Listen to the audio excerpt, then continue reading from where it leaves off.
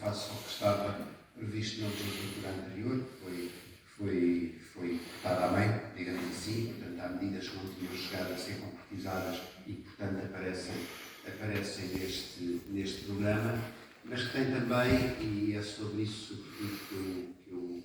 eu vou centrar,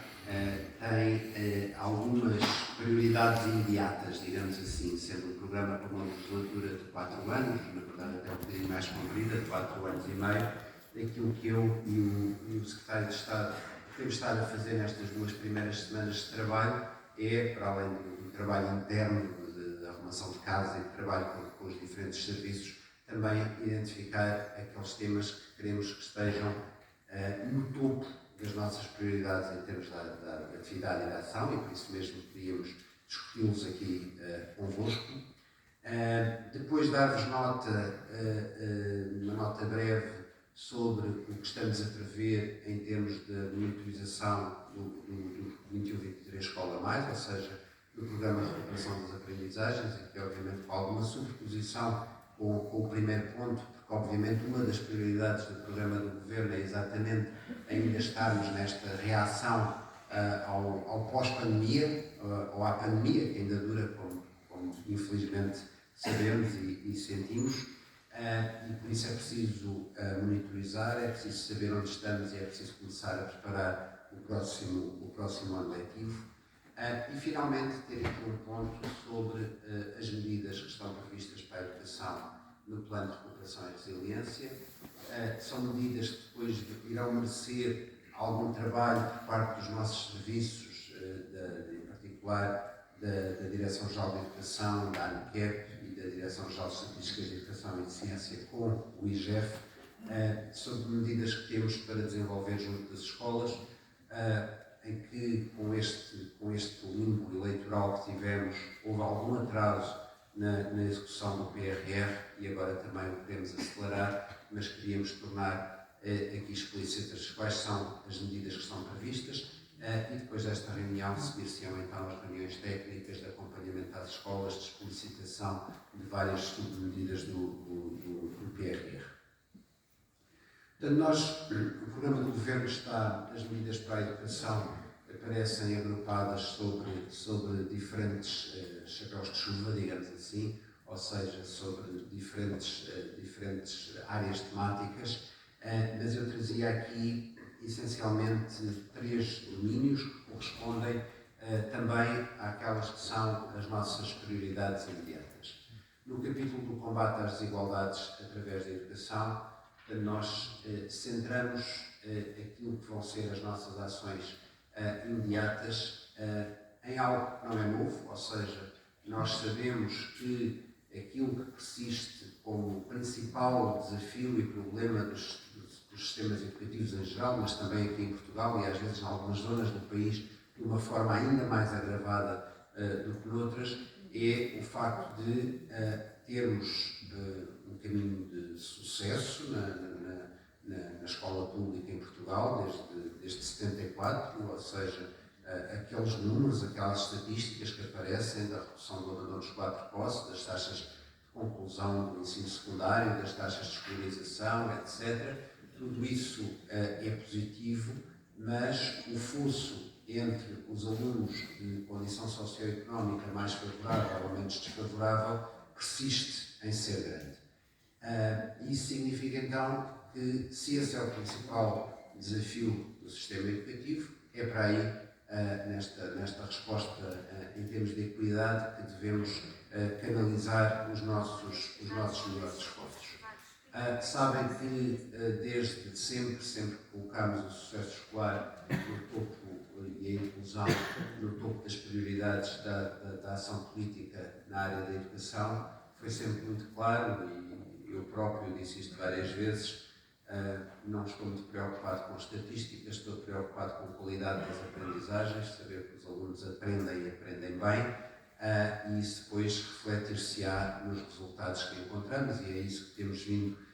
temos vindo a promover. Ora, nós sabemos que o principal efeito da pandemia foi exatamente voltar a agravar ainda mais este fosso entre os alunos mais privilegiados e os alunos mais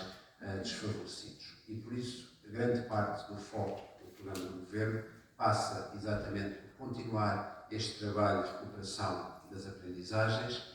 a consolidar na monitorização que vamos fazendo. Nós sabemos que uma das medidas que tem revelado mais eficácia são os apoios tutoriais que têm vindo a ser desenvolvidos. Portanto, procurar consolidá-los. Aliás, o que está no programa do Governo é exatamente começarmos um caminho de afetar tutorias em função dos resultados específicos dos instrumentos de aferição, ou seja, se nós temos provas de aferição que nos dão resultados desagregados por domínios, subdomínios e por alunos, tentar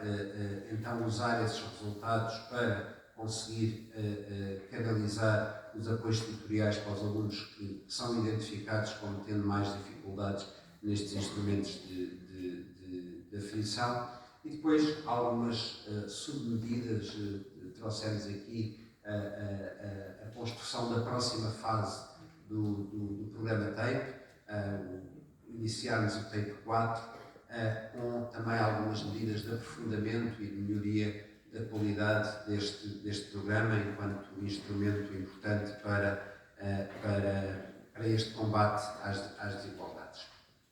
Isto implica, e passando já aqui para aquele que é o segundo ponto da agenda, e depois voltarei novamente às nossas prioridades imediatas, isto implica, de facto, que nós tenhamos, e a partir de amanhã, na verdade, a Direção-Geral de Estatísticas de Educação e Ciência vai começar a divulgar os resultados da monitorização do 21-23 Escola Mais, que decorrem daquele pedido de levantamento de ações que estão a ser desenvolvidas nas escolas e que nos vão permitir uma reflexão dupla. Em primeiro lugar, uma reflexão sobre as próprias medidas, também para nos ajudarem a nós a perceber o que é que podemos fazer mais, e também uma reflexão sobre as próprias opções das escolas. É interessante, apenas para dar aqui um exemplo do que estes dados mostram, ao longo de muitos anos, da parte das direções das escolas, era pedido à liberdade para gerir as turmas com flexibilidade. Esta é uma medida do plano de recuperação de aprendizagens. Curiosamente, é uma das medidas menos utilizadas pelas escolas. Isto poderá significar que há dificuldades de organização, há dificuldades de implementação, ou que afinal a medida não se revelava tão necessária como outras que estão a ser desenvolvidas. E estas monitorizações servem para isto, servem para também, como é sabido, o plano de recuperação das aprendizagens foi sempre assumido como um plano dinâmico, ou seja, as escolas não estão condenadas porque tomaram uma determinada opção no início deste ano letivo, tê-la ao longo de 2 anos, podem ir reconfigurando as suas opções organizacionais e também isto permitirá que tenhamos um planeamento do ano que vem, até também em termos de afetação de recursos ou de continuidade de alguns dos recursos que foram disponibilizados às escolas nestes 2 anos, em função daquilo que é a eficácia das medidas que têm vindo a ser desenvolvidas. Temos também, ao longo deste período e no final do período, a produção de novos instrumentos de aferição, com as provas de aferição, com as provas de 9º ano, são dados que são muito importantes para nós conseguirmos dizer, por comparação com anos anteriores, o plano está a surtir efeito, não está a surtir efeito. Nós sabemos que este ano ainda está a ser fortemente impactado pela pandemia, ou seja, em todas as escolas tivemos alunos em casa, turmas isoladas, professores também infectados e que não puderam acompanhar as suas turmas tão plenamente. Portanto, isto significa que este plano tem de continuar, estas medidas têm de continuar. Sempre soubemos que não era num ano que se ia recuperar o efeito de 2 anos letivos tão fortemente prejudicados pela pandemia, portanto este é um trabalho para continuar, mas é muito evidente que sem dados, se não tivermos dados e se não tivermos também dados do desempenho dos alunos, dados aferidos a uma escala nacional, podemos estar a pôr os ovos no cesto errado. Outra prioridade do programa do Governo está ao nível da transição digital. Nós temos neste momento, deixem-me formular isto de 2 formas. Em primeiro lugar, relembrar o plano da transição digital não é um plano Covid, ou seja, nós já tínhamos necessidade, isto era muitas vezes até nestas nossas reuniões de trabalho, sinalizado como uma prioridade fundamental para as escolas, retomar algo que tinha sido interrompido, que era o investimento na tecnologia nas escolas. Este plano de transição digital estava a ser desenvolvido e estava a ganhar algum gás em janeiro de 2020. Entretanto, tivemos o dia, salvo erro, foi 12 de março ou 14 de março, em que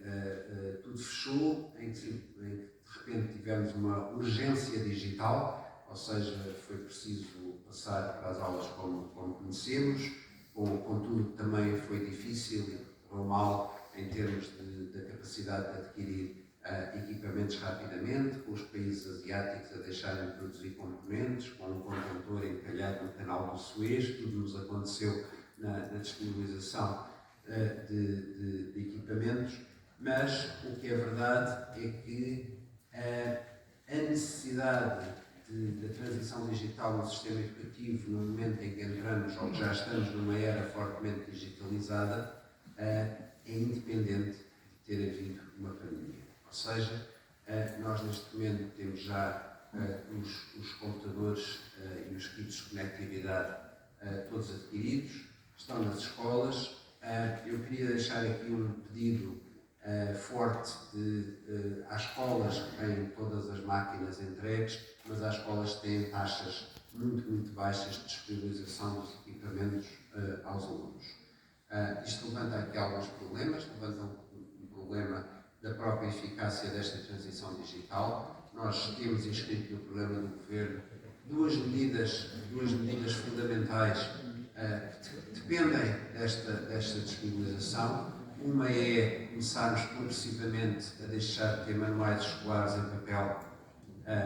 sobretudo a partir do segundo ciclo, e passarmos a ter todos os manuais escolares em formato digital. Portanto, para isto é preciso que os alunos tenham os equipamentos e estejam habituados a trabalhar com eles. E estamos também, isto é uma das medidas que está inscrita no PRR, estamos também, progressivamente, a trabalhar para desmaterializar as provas e exames. Ou seja, ao longo desta legislatura, chegaremos ao momento em que todas as provas e exames nacionais são feitas em formato digital. Isto tem várias vantagens, uma delas é também aliviar o peso do trabalho da classificação de provas e exames, porque quando as fazemos em digital há uma parte substancial das provas que pode ter classificação automática. Isto permitirá também aliviar aqueles meses de junho e julho, em que gostaríamos idealmente que a generalidade dos professores estivesse a trabalhar na preparação do próximo ano letivo, e há um grande bolo que está ocupado com estas tarefas. Portanto, queria deixar este apelo. Este plano, como sabemos, é um plano que tem várias dimensões em que temos vindo a trabalhar, dimensões que têm a ver com a infraestrutura, e vou voltar às questões infraestruturais a propósito do PRR. Tem um trabalho que já está em curso e muito centralizado na Direção-Geral de Educação, de formação de professores, com aquele primeiro diagnóstico que foi feito estão ali cerca de 10 mil, mas são cerca de 100 mil professores que foram, falta ali um zero, que fizeram um diagnóstico das suas necessidades, formação de formadores que já ocorreu, as dinamizações de sessão de formação em competências digitais por parte dos CFAI, e temos ainda no próximo quadro comunitário de apoio verbas disponibilizadas para formação neste domínio. Temos, e esta é uma das áreas principais do PRR, temos uma dimensão muito forte de produção de recursos didáticos, portanto, para além daquelas dimensões que já referi, de desmaterialização, de transição para manuais escolares digitais, também uma medida no Plano de Recuperação e Resiliência de criação de recursos educativos digitais em acesso livre para as 330 disciplinas do currículo, ou seja, materiais didáticos de apoio à atividade dos professores que exploram as potencialidades do digital. Vamos brevemente lançar e pôr ao vosso dispor a possibilidade de terem aquilo que chamamos de laboratórios de educação digital nas escolas, ou seja, a criação a disponibilização de equipamentos e infraestrutura em termos digitais, que já não são as clássicas salas TIC, que neste momento com os alunos, cada um com o seu computador, qualquer sala de aula é uma sala de aula com computadores, mas temos espaços dedicados com equipamentos que permitem trabalhos de impressão 3D, trabalhos na área da robótica, trabalhos na área da computação, que estão também a entrar no nosso currículo, via do trabalho que foi iniciado com a matemática do ensino básico e que se vai continuar para a matemática do ensino secundário, introduzindo a computação mais explicitamente no nosso currículo, para não serem apenas projetos ou produtos que existem na escola, mas sim algo que é trabalhado formalmente no currículo. Depois, nada disto acontece se a escola não tiver infraestrutura. Um dos principais problemas que temos nas escolas nesta área digital, isso já está mais do que decidido, e felizmente temos agora recursos financeiros ao nosso dispor para melhorar a rede de internet, melhorar a rede Wi-Fi e também disponibilizar às escolas, numa área diferente, equipamentos para os serviços das escolas, para as secretarias das escolas, para poderem trabalhar. Ou seja, o nosso plano aqui é que, quando se abre um vídeo numa sala de aula, já não se passe 5 minutos a olhar para aquela bolinha a rodar e que se possa começar a trabalhar como deve ser. Isto implica, então, um conjunto de medidas que explicitarei com mais detalhe quando entrar aqui no PRR, mas não posso deixar de referir que uma das nossas primeiras prioridades, portanto, temos, e não vou dizer uma é a primeira, outra é a segunda e outra é a terceira, estão mesmo no topo das nossas prioridades, temos, como já referi, a continuação do trabalho sobre recuperação das aprendizagens, de combate às desigualdades, temos todas as questões da transição digital e da execução do PRR e temos também como primeira prioridade dar resposta ao problema da falta de professores. Nós, neste momento, temos um diagnóstico feito, um recenseamento detalhado sobre quais são as carências, não só as atuais, mas também as carências até 2030, com a previsão de apresentações por região, por nível e ciclo de ensino, por grupo de recrutamento. Portanto, sabemos exatamente aquilo que precisamos. Sabemos que a falta de professores é uma realidade que se está a sentir nas escolas, atualmente. Não vale a pena, e já me conhecem, não sou de fugir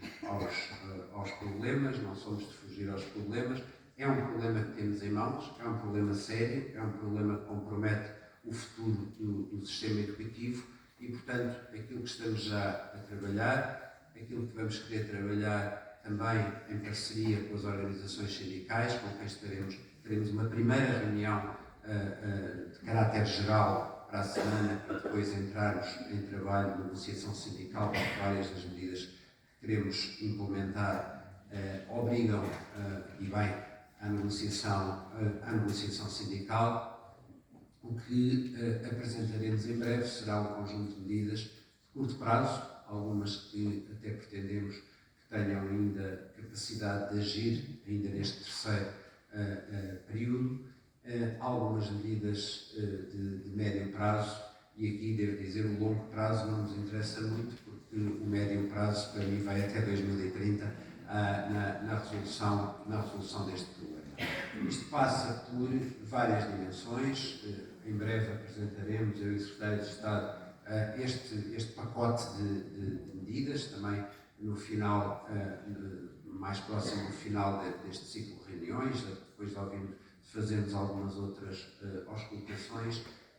mas obviamente há dimensões que já estão bem inscritas no programa do Governo, que passarão não só no trabalho com as instituições de ensino superior para a formação de professores, formação inicial, formação, voltar a ter instrumentos de profissionalização em exercício, que são a forma também como muitos dos atuais professores foram formados quando iniciaram a sua carreira. Procedemos a uma revisão dos instrumentos de recrutamento de professores. É um tema que será sempre difícil, é um tema que será sempre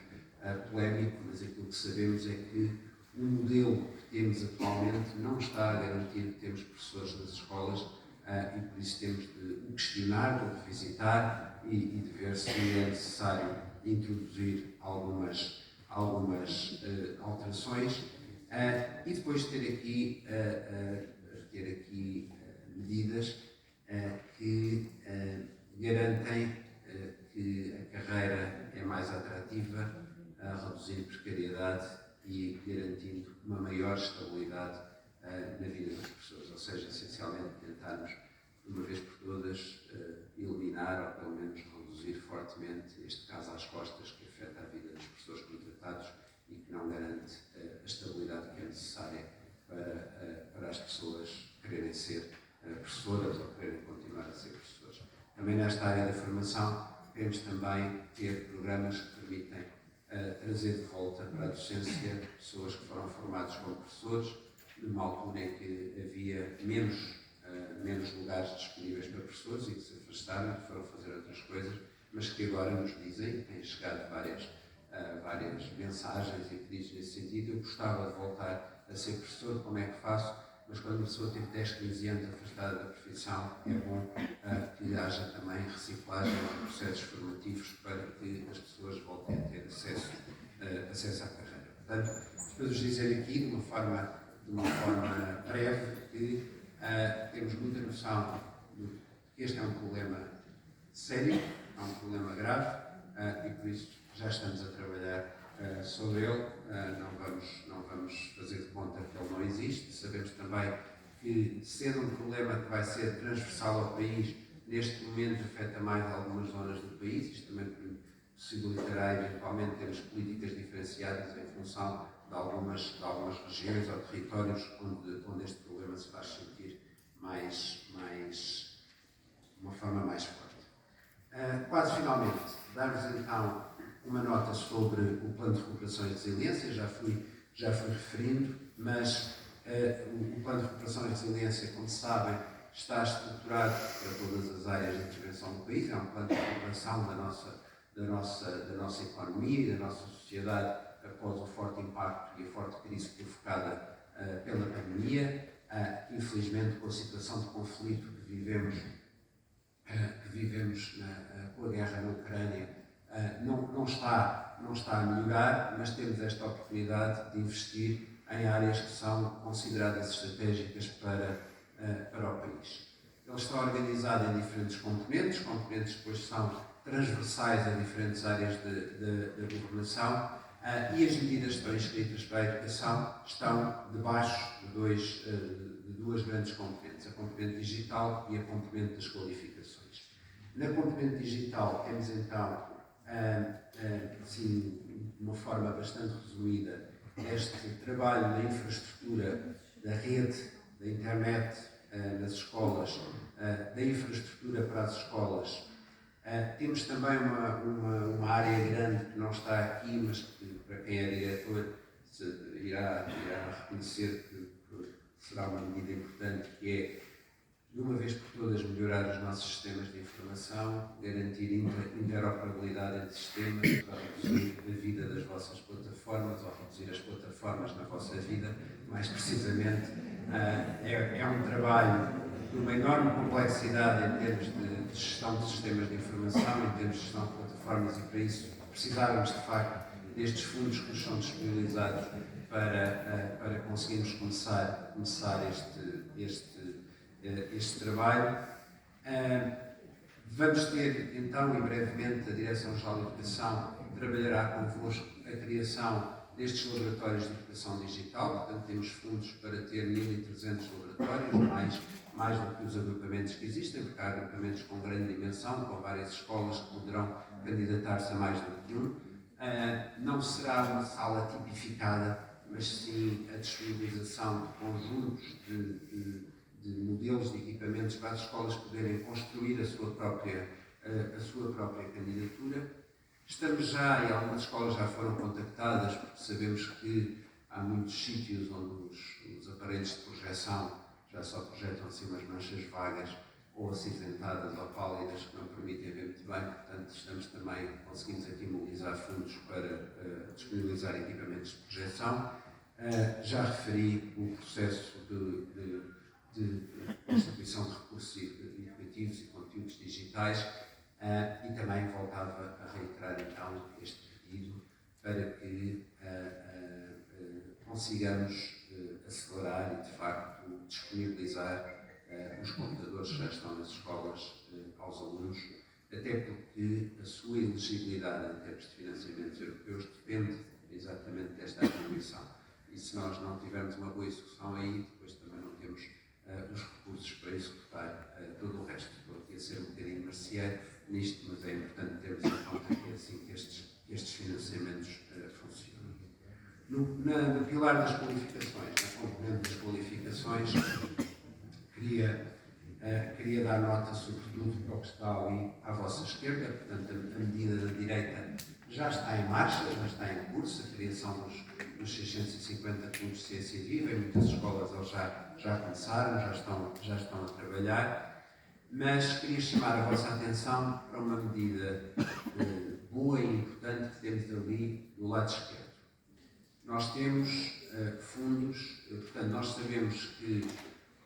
um dos instrumentos importantes para o desenvolvimento da nossa economia é o ensino profissional. Isto é reconhecido no PRR. No ensino profissional, nós temos o potencial, e é isto que o Plano de Recuperação e Resiliência inscreve, o potencial de desenvolver cursos profissionais que respondem, de facto, àqueles setores da economia que têm maior potencial de desenvolvimento em Portugal e onde há mais necessidade de ter jovens qualificados. Ora, para que isto aconteça, não basta abrir cursos, é preciso que os cursos que abram tenham boas condições de desenvolvimento, boa infraestrutura, bons equipamentos modernos, atualizados e que formam os alunos com condições. Portanto, aquilo que nos é disponibilizado no PRR é a possibilidade de criar 365 centros tecnológicos especializados, é o nome destas infraestruturas que as escolas poderão desenvolver, em 4 áreas. Na área da indústria, na área das energias renováveis, na área da informática, na área do digital. Uma divisão que não é proporcional, aliás é proporcional, porque nós temos muito mais cursos na área da indústria do que, por exemplo, nas renováveis, portanto uma distribuição diferenciada entre estas 4 áreas. Um mapeamento que já foi feito em função também dos números de alunos existentes, que permite uma distribuição destes centros por diferentes áreas geográficas e também uma partição entre escolas profissionais privadas e escolas públicas que colecionam cursos profissionais, mas aquilo para que eu vos queria chamar a atenção é que nós vamos ter aqui a possibilidade de financiar projetos de implementação de equipamento e infraestrutura para estes cursos num valor superior a 1 milhão de euros em cada uma das escolas que for beneficiada com estes centros. Isto implicará um processo de candidatura, em que nós queremos não apenas, reparem, não pretendemos apenas equipar o que já há, e o que queremos aqui é que se desenvolvam de facto projetos formativos que sejam inovadores, que explorem a parceria com empresas, que explorem a parceria com centros de investigação tecnológica de universidades e institutos politécnicos, que explorem as potencialidades locais de uma boa interação com a indústria existente e que nos ajudem também a reconfigurar a própria rede do ensino profissional. Nós este ano, e as reuniões de rede têm estado a decorrer, já escrevemos um critério na definição dos cursos que convida as comunidades intermunicipais e as áreas metropolitanas a terem uma percentagem de cursos nestas áreas que respondem a estas necessidades da economia. E aquilo que eu queria aqui deixar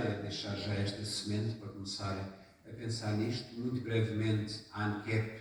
vai dinamizar sessões de esclarecimento sobre este programa, sobre estas candidaturas, porque sabemos que, por vezes, o setor privado tem umas empresas de consultoria que ajudam nas candidaturas. Nós criámos também uma equipa na DGEST que vai apoiar as escolas públicas para se esclarecer nas dúvidas, para se esclarecer no apoio à formulação destas candidaturas, mas temos de facto aqui uma oportunidade muito boa de modernizar o ensino profissional, de dotar mais de 200 escolas públicas de instrumentos para ter um ensino profissional mais atrativo e mais qualificado para os alunos. As metas são ambiciosas, as metas de todo o PRR são bastante ambiciosas e, portanto, obviamente também, quando tivermos estes centros criados, isto significa que é nestes cursos, sobretudo, que vamos ter os alunos e, como eu dizia, isto implica uma reconfiguração de rede. Se calhar não precisamos de mais não sei quantos cursos de restauração e bar ou mais não sei quantos cursos de técnico de desporto. Precisamos investir, de facto, nestas ofertas. Portanto, queria deixar aqui esta nota, porque este trabalho vai acelerar nos próximos tempos. Nós temos praticamente o aviso de abertura de concurso pronto, mas não vamos logo abrir o concurso, vamos fazer este trabalho preparatório com as escolas, dar-vos tempo para pensar sobre as candidaturas, dar-vos tempo para estabelecer parcerias, para estabelecer contactos, e estes centros também, posso dizer, não vão abrir já todos este ano. Isto será um processo que vai decorrer ao longo dos anos do PRR, também permite, por vezes, fazer aquilo que eu, na minha vida, na minha encarnação real enquanto académico, sempre muitas vezes faz as candidaturas, quer fazer uma candidatura, ela é chumbada e tentar de novo, já melhorando com a experiência da candidatura que não é aprovada.